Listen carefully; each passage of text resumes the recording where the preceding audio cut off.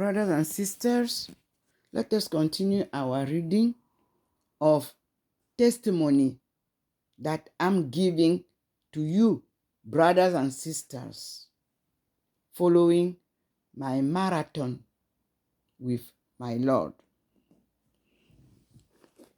After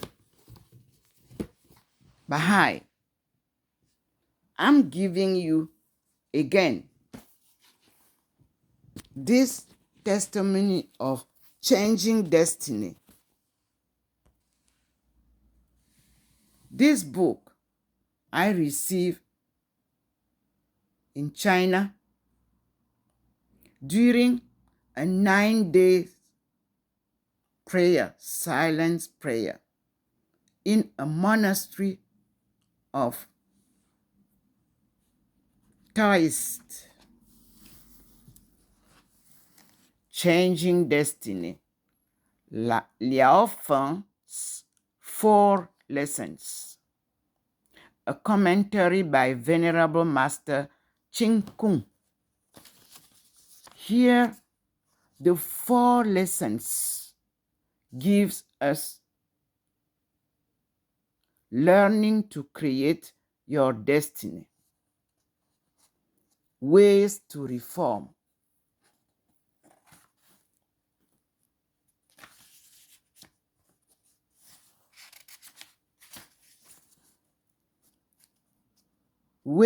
ways to cultivate goodness. 4th lesson is benefits of the virtue of humility.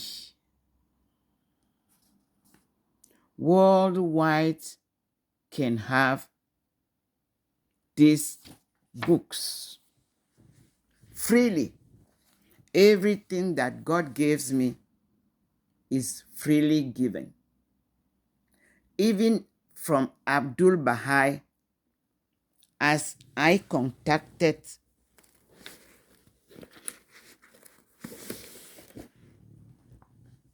this is what I receive. The turning point for all nations. I received this in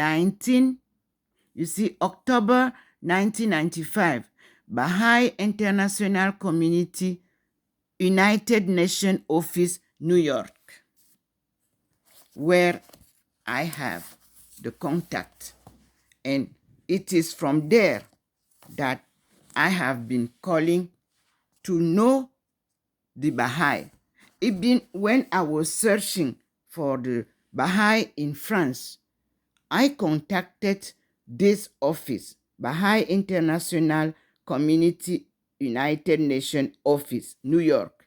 It is from there that they told me that I can find some Baha'i. It took me 6 months to find where is the office of Baha'i. I couldn't find. Then I called them and I asked them if they can put me in touch with the Baha'i. Now, this turning point of our world need to come back to the beginning of the creation. When you read the Bible, Genesis 5, as I read, when the Lord called me to read, Genesis 5 sends you to the beginning of our life. So, when you have Genesis, you go to Genesis 5. Genesis 5 gives you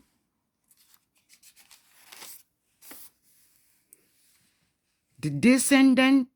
Genesis 5 gives you Adam to flood. I read it in French because at that time it was the French Bible. It is here of me, and I'm reading again as I quoted. You can see. It is said, d'Adam au déluge.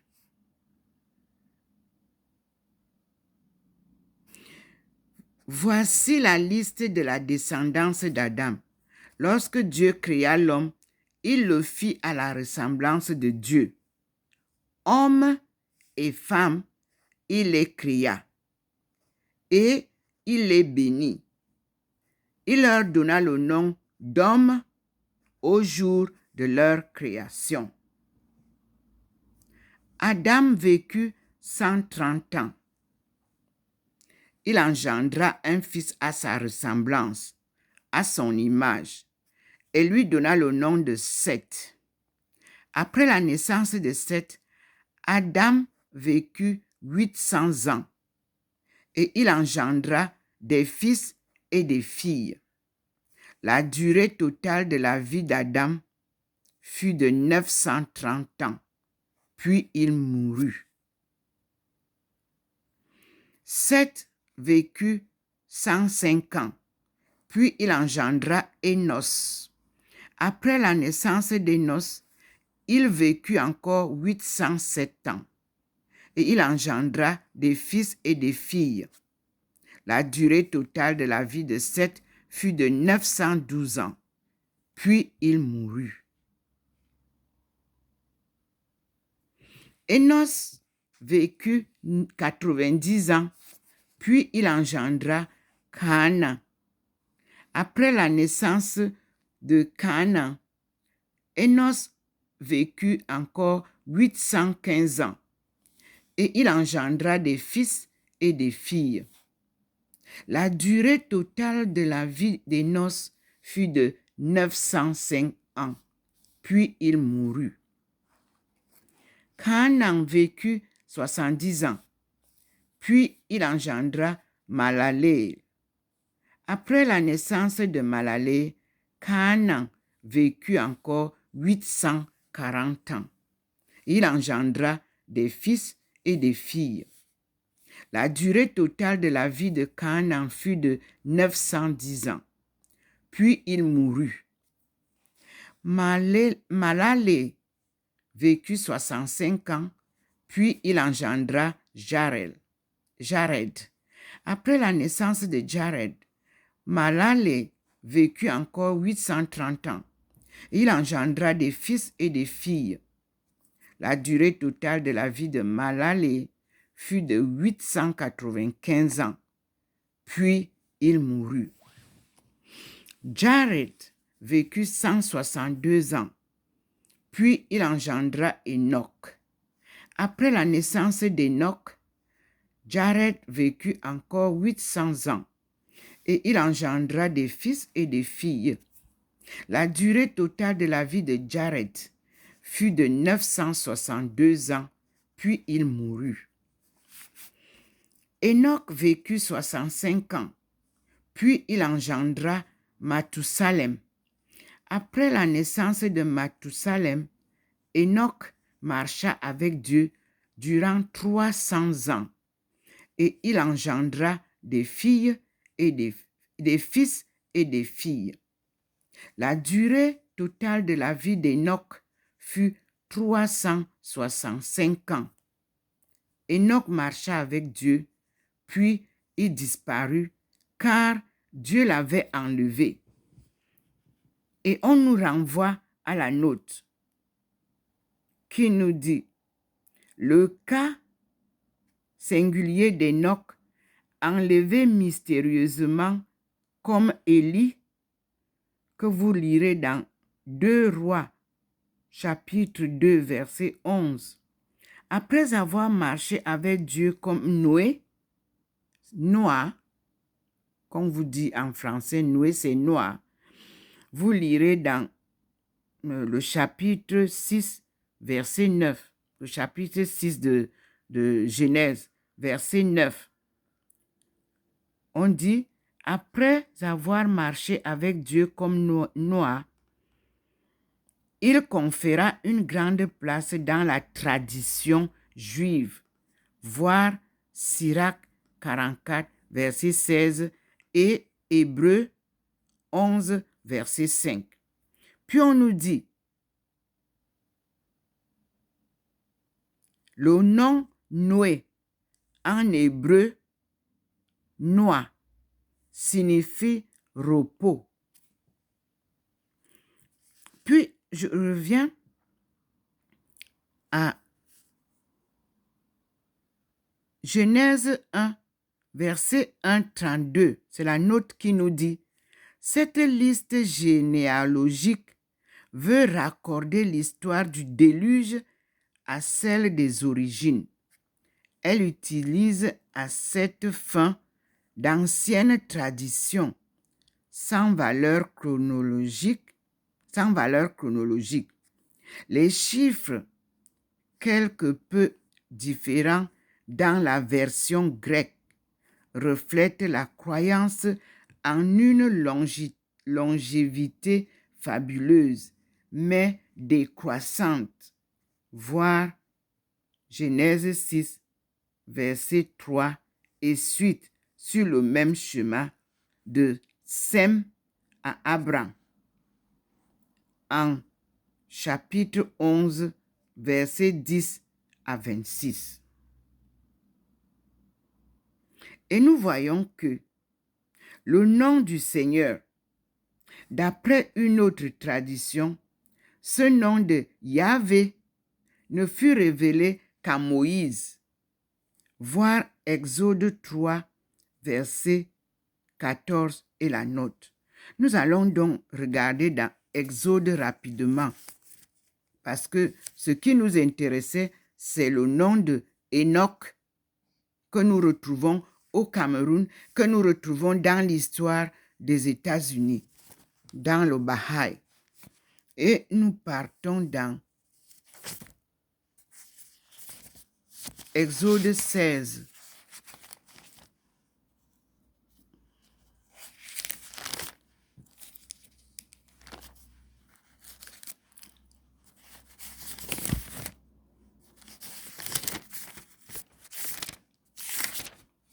Ok.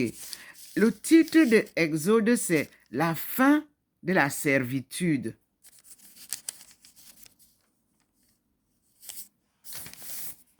On introduit un peu. Oppression des Hébreux en Égypte. Voici les noms des fils d'Israël qui vinrent en Égypte avec Jacob, chacun avec sa famille. Ruben, Siméon, Lévi et Juda. Iscar, Zaboulon et Benjamin. Dan et Naphtali. Gad et Aser. Toutes les personnes issues de Jacob étaient au nombre de 70. Joseph était déjà en Égypte. Joseph étant mort, ainsi que tous les frères de cette génération tout entière. Les Israélites furent féconds et se multiplièrent. Ils devinrent si nombreux et si puissants que le pays en fut rempli.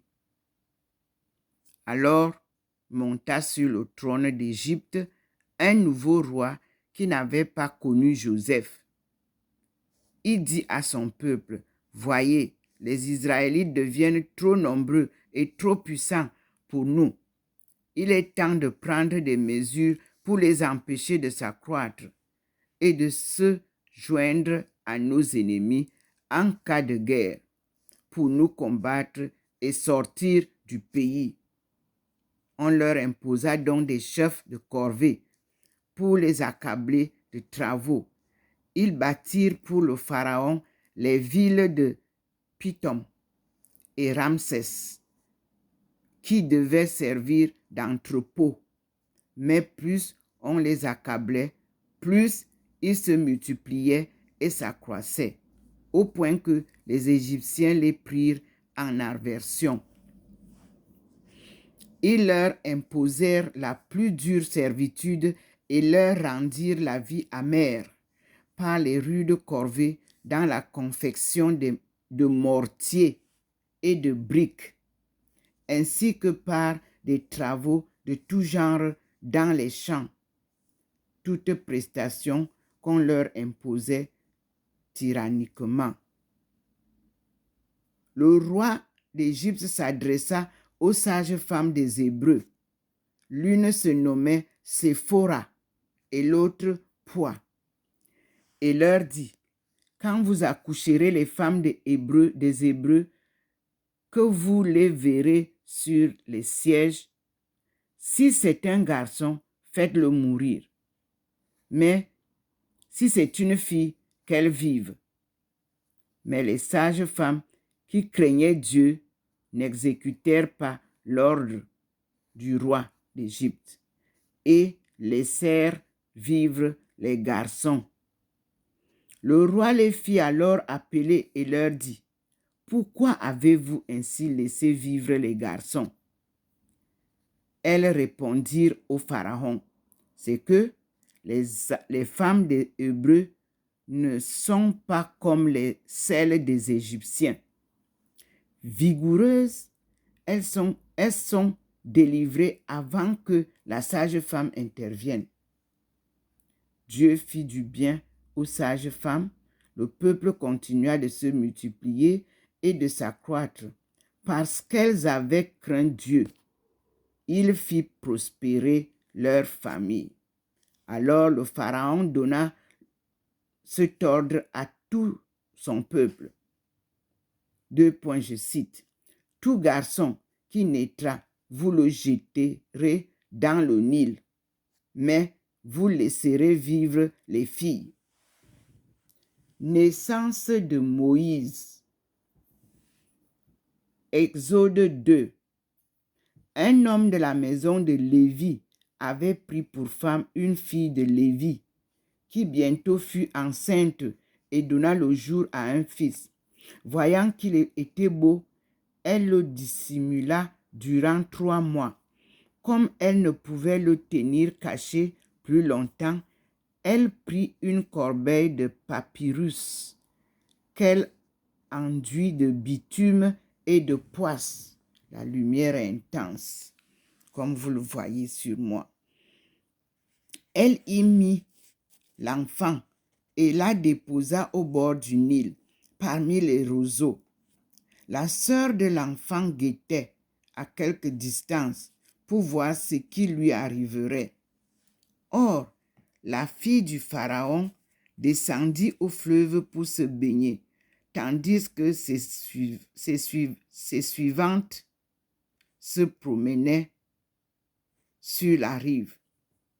Elle aperçut la corbeille au milieu des roseaux et l'envoya prendre. Et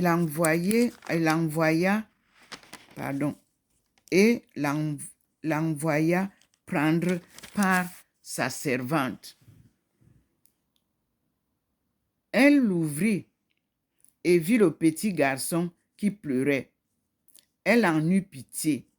C'est un enfant des Hébreux, dit-elle. Alors la sœur de l'enfant dit à la fille du Pharaon: veux-tu que j'aille parmi les femmes des Hébreux chercher une nourrice pour allaiter cet enfant? Fermez la guillemets. Oui, dit la fille du Pharaon. Et la jeune fille alla chercher la mère de l'enfant. Prends cet enfant, lui dit la fille du Pharaon, et allaite-le-moi. Je te donnerai ton salaire. Quand il eut grandi, elle l'amena à la fille du Pharaon, qui l'adopta pour son fils et lui donna le nom de Moïse, car, dit-elle, je l'ai sauvé des eaux. C'était une parenthèse qu'il fallait que je soulève pour que vous compreniez la suite de qui était Moïse. Moïse grandit un jour, il se rendit auprès de ses frères. Il fut témoin de leurs pénibles travaux. il vit un Égyptien frapper un Hébreu d'entre ses frères. Il jeta les regards tout autour de lui, et comme il ne voyait personne, il tua l'Égyptien et l'enfuit dans le sable. Il sortit encore le lendemain et remarqua 2 Hébreux qui se querellaient. Il dit à celui qui avait tort, « Pourquoi frappes-tu ton camarade ?» Mais cet homme répondit, je cite, « Qui t'a établi chef et juge sur nous? Veux-tu me tuer comme tu as tué l'Égyptien? » Moïse prit peur et pensa, Ainsi donc, la chose est connue. Fermez les guillemets. Verset 15. Le Pharaon instruit de l'affaire, voulut faire mourir Moïse. Il se retira dans le pays de Madian. Il s'assit là, près du puits. Or, les 7 filles du prêtre de Madian vinrent puiser de l'eau et remplir les auges pour faire boire les brebis de leur père. Mais comme les bergers survenus entre-temps voulaient chasser les jeunes filles, Moïse intervint, prit leur défense et fit boire leur troupeau.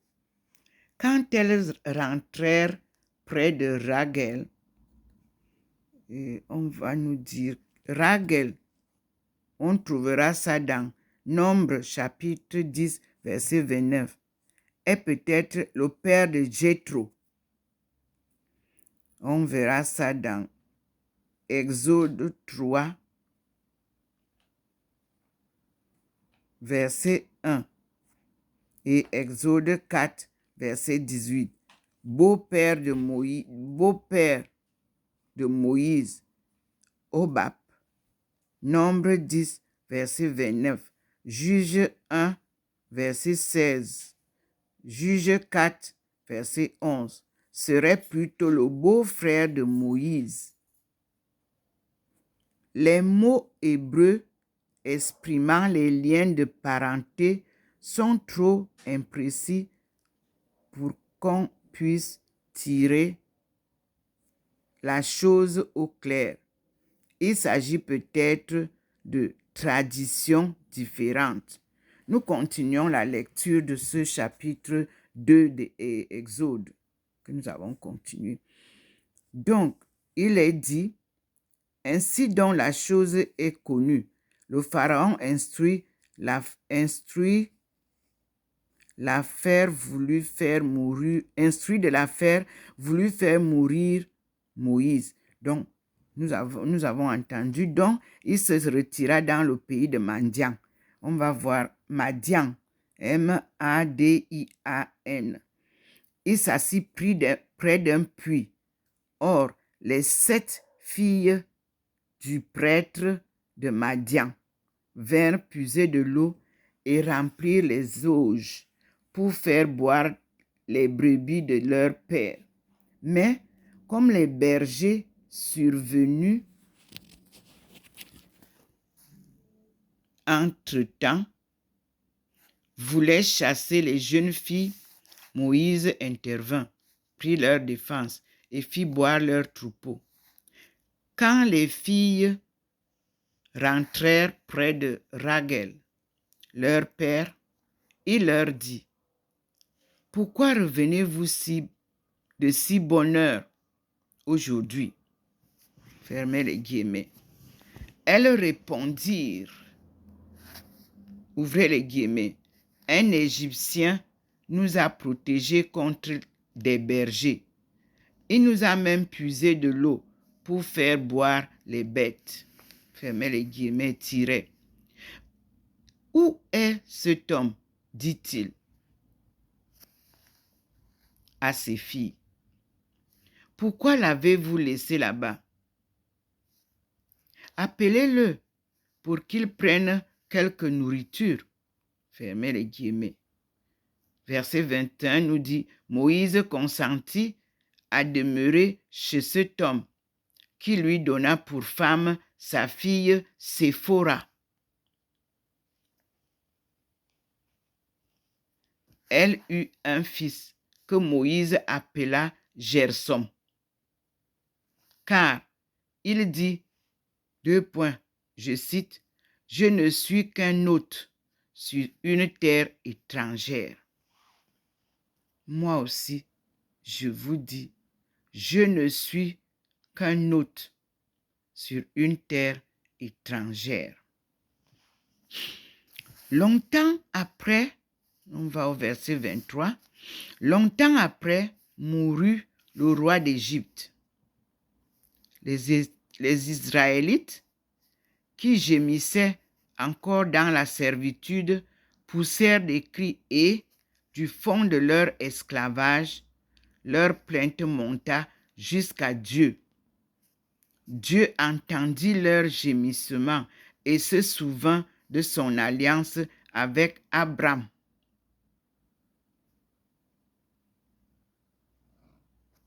Il regarda les Israélites et il les reconnut. Ici, nous avons Abraham, Isaac et Jacob. À chaque fois que je voudrais lire Abraham, l'inspiration me vient fortement et me dit, non, ce n'est pas Abraham, c'est Abraham. 3. Nous passons donc au chapitre 3, le buisson ardent. Ici, j'ai noté que le 29/5/2002, j'avais découvert le jardin d'Éden. J'étais encore en Chine pendant mes études. Et je lis, buisson ardent. Exode 3, on commence à partir du verset 1. Mais on nous a envoyé lire Exode 3 à partir de Genèse. Là. Je repars pour voir ce qu'on nous a dit de lire, pour comprendre. Dans Genèse 5.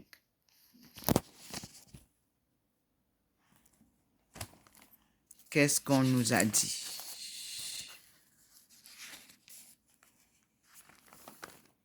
Dans Genèse 5, nous avons lu jusqu'à Enoch marcha avec Dieu, puis il disparut car Dieu l'avait enlevé. Et à la note nous envoyait Adam.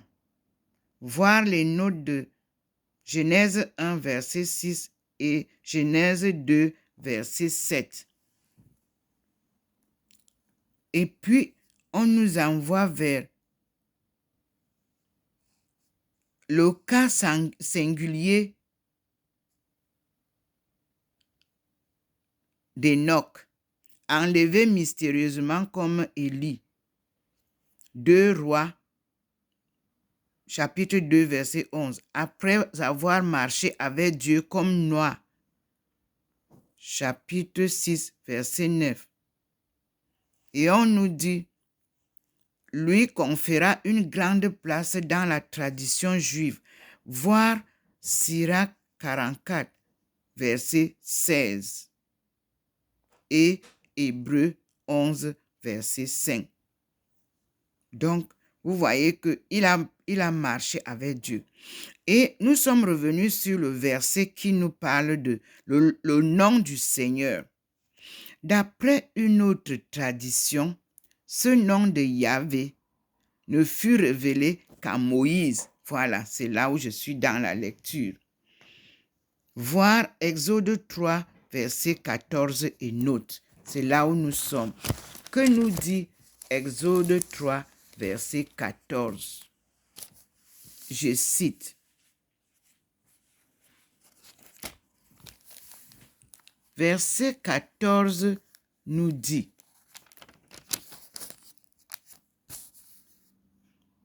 Dieu répondit à Moïse, je cite, « Je suis qui je suis. » Fermez les guillemets.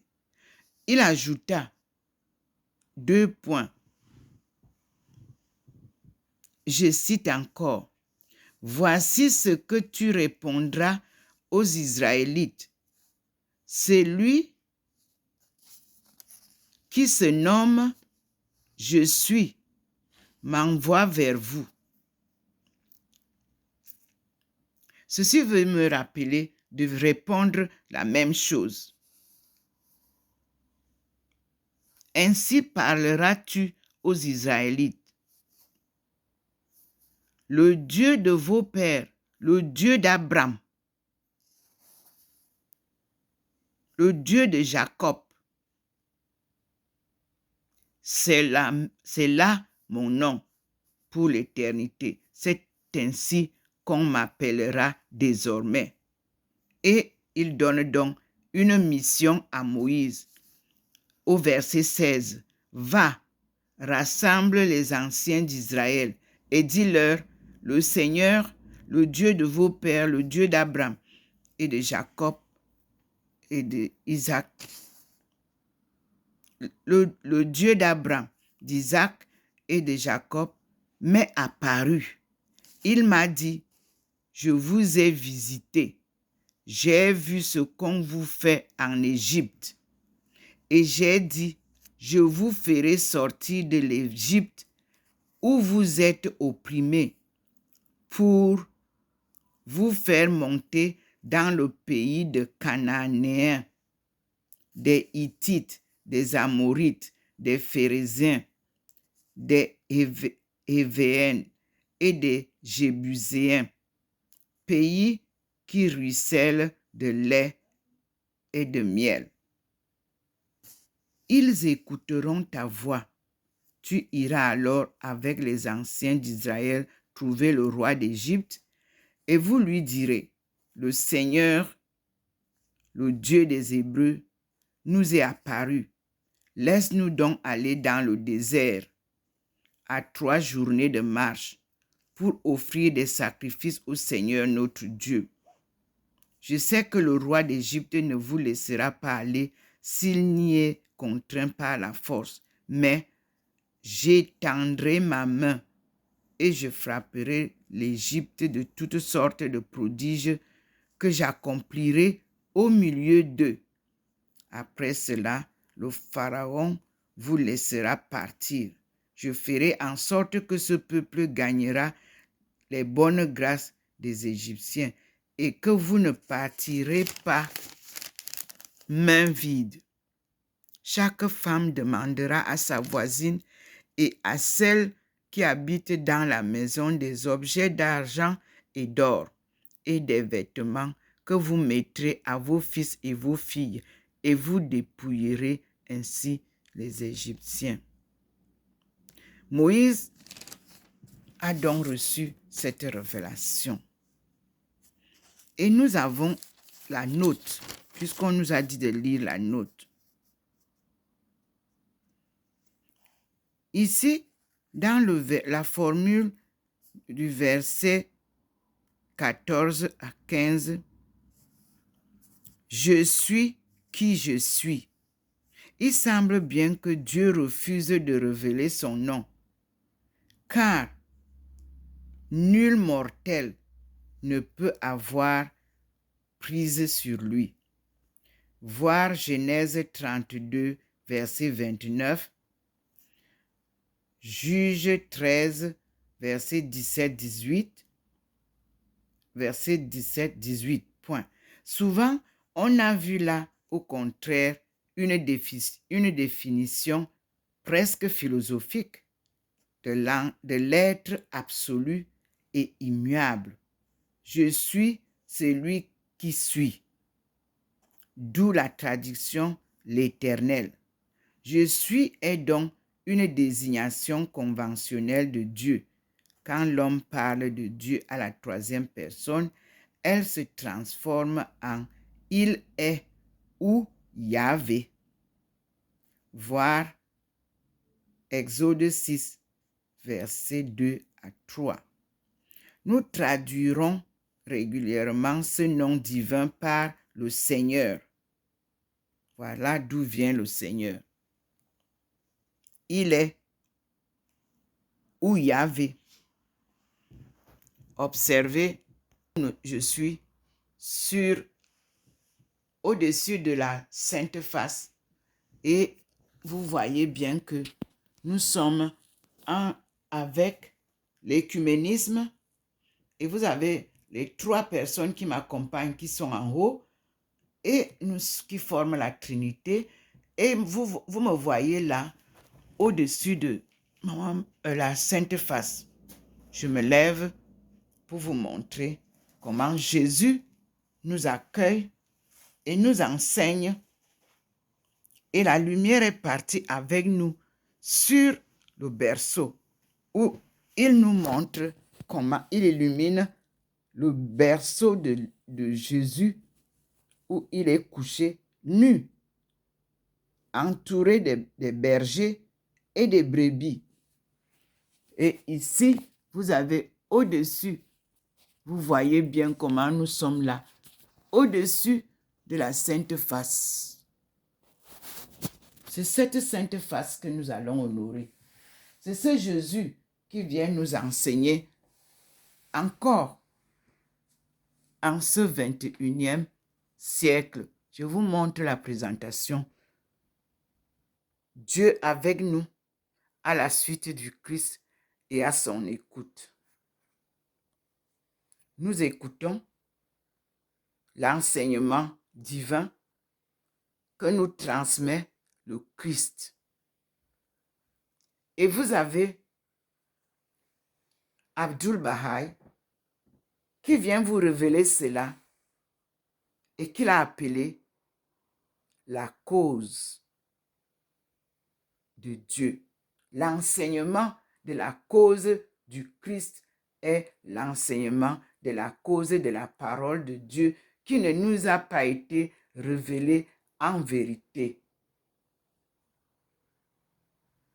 et qui a été cachée dans les ruines. Comme je vous dis, les trésors cachés de notre marathon sont révélés.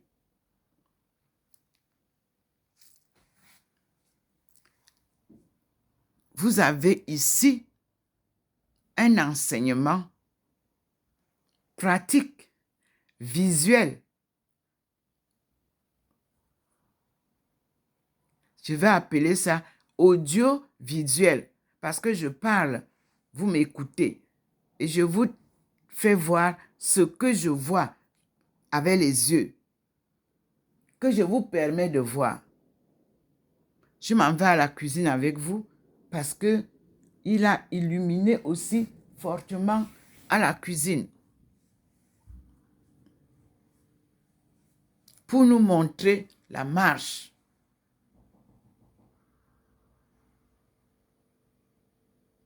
Observez vous-même à la cuisine.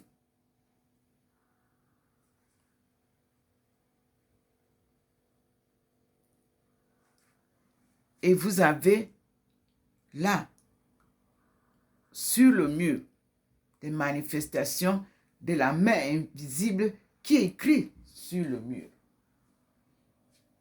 Ici, il n'y a encore rien, là où il y a les objets d'art. Et nous voici inondés par cette belle lumière. Mes frères et sœurs, observez vous-même. Me voici devant la ville,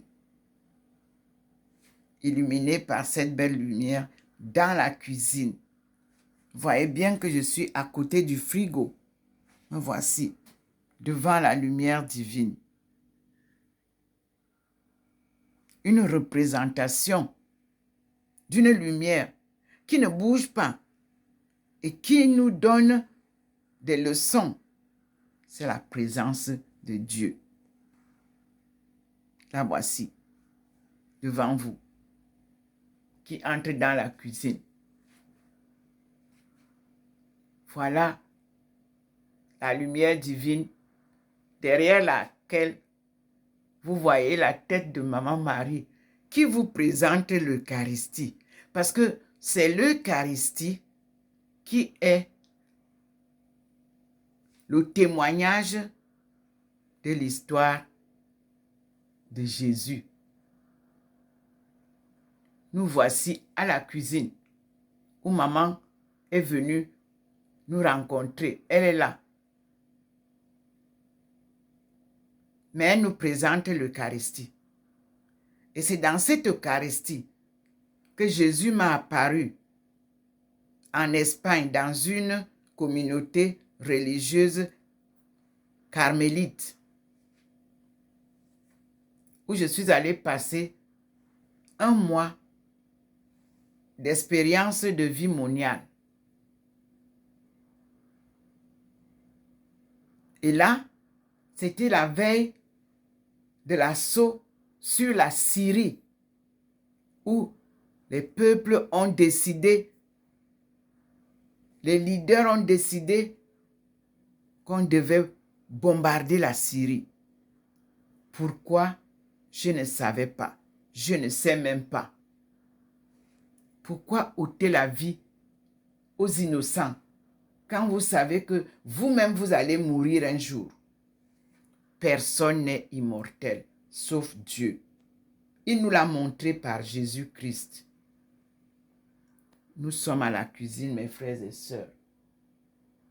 Et je repars avec vous pour refaire la suite de la vidéo.